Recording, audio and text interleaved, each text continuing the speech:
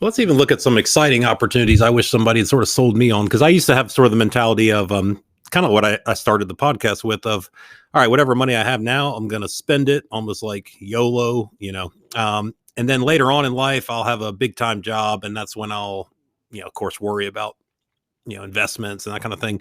The reality is I missed a lot of opportunities here. I mean, here's one, for example, forget the whole rule of 72 and having $1 million when you're 59, although that is a awesome one. And obviously, if you invested more than 2,000 a year and you kept investing, it'd be way more than that. But even the simple fact that if somebody focused on saving some money that they made from part-time jobs or in college, what they made in the summer, a great way to do that's through the Southwestern Advantage program. But if they did that and they graduated college with say 30 grand saved, think about the opportunities this person has. They could, number one, they don't have to get a job immediately. They are free to travel. They're free to seek out and do a 6-month job search and find the perfect job. Or more importantly, they're free to probably go buy a home and have their friends rent out from them and even, build wealth that way. But the point is, if you start earlier than everybody else, it does create a lot of opportunities. And all it takes is a little bit of discipline. Definitely. Just putting a little bit away, a little bit at a time, regardless of what it is, really does add up. And it's the thing about the savings stuff, though, you don't touch it. You put your money away, you don't touch it.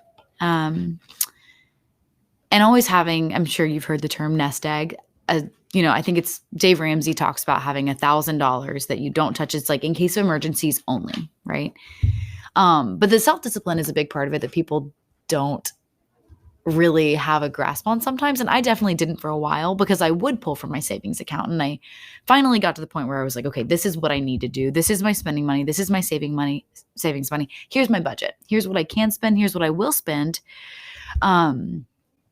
But the idea that just saving, X amount in a year would potentially be this much in, 30 years for me, that made a lot of sense. We can go to a different topic too. What is your take? Because you're a Dave Ramsey acolyte, and I like a lot or pretty much all of what Dave says. So what is your take on 18 years old? When I went to college, my first day, there was Chase was out there, and Bank of Fleet was out there, and some other city card was out there. And I did 3 applications my first day of college. I got 3 free t-shirts and 3 credit cards.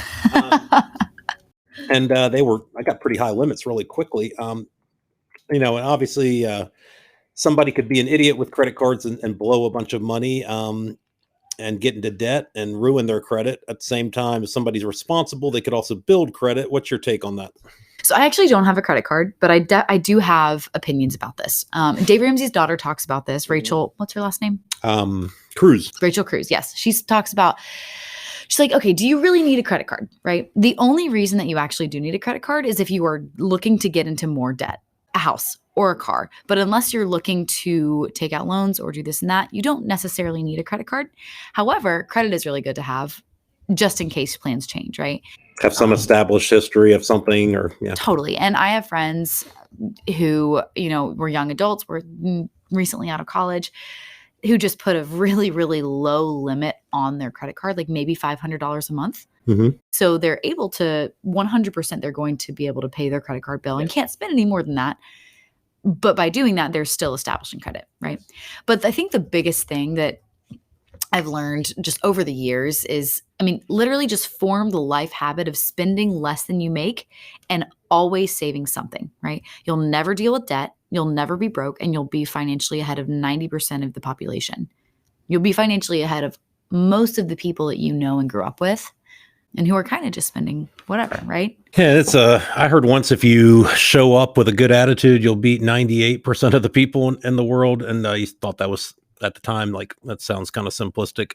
It is actually kind of true. If you make a lot of good, simple decisions, you'll beat most people.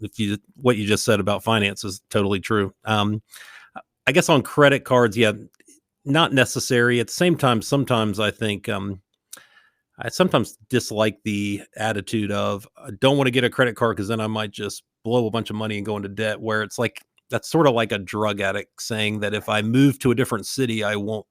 If you're going to have that kind of bad habits, you'll find some way to have them come to fruition. Bottom line is form good habits and a good mindset towards money. Realize that you have to be responsible. It's part of being an adult.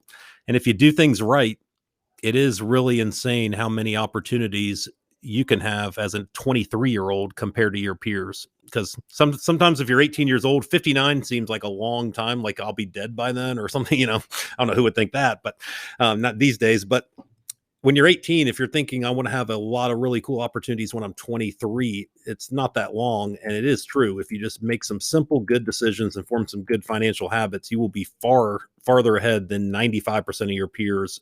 And they will look at you as you're rich, or you do well. You don't have to wait till you get some big time executive job. You can actually build wealth at a young age. Definitely. And that's it.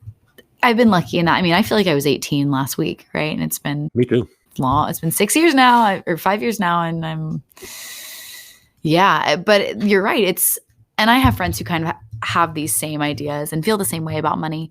And I'm so lucky to have those people and to have found those people, because you're right. We can go and do trips. We can go to Miami for 6 days and no big deal. We can spend our money because all of us have formed the habit of saving as well. And just spending wisely. The worst thing is any form of debt, or just, I'd say, stress about money probably causes 50% of emotional problems in adults. It's really, worried about an overdraft fee or worried about bill collectors is we'll call it quote unquote mental health issues. Definitely. So start forming the habit now. Be a little saver. Start thinking about your financial future, because if you just do a few little things in your teens, or especially once you turn 18, or if you're in college, just because your tuition's paid, there's an opportunity to get ahead financially if you'll go find ways to make money in the summer or throughout the school year. College is not that difficult. You have lots of time. Well, yeah. And the last thing I'll say, it's about building your wealth early, thinking about it early, and having the longevity of, when I'm 40 and 50, I want to have all of these things, right? Good money habits when you're in your teens lead to being financially ahead in your 20s, which leads to being financially ahead in 30s and 40s and 50s, and it stretches out. I have friends that are retired in their 40s. Yeah. It's amazing, right? And I'm sure those people probably have been thinking about this for 20 years. They have lots of rental properties, and they made good decisions. And you don't have to slave away forever or have some amazing job to become financially free. Yeah. Money does a lot of things. Creates freedom, allows you to do what you want, allows you not to have to work at a job you don't want, and it opens up opportunities, but it starts early, and you got to start now. Well said.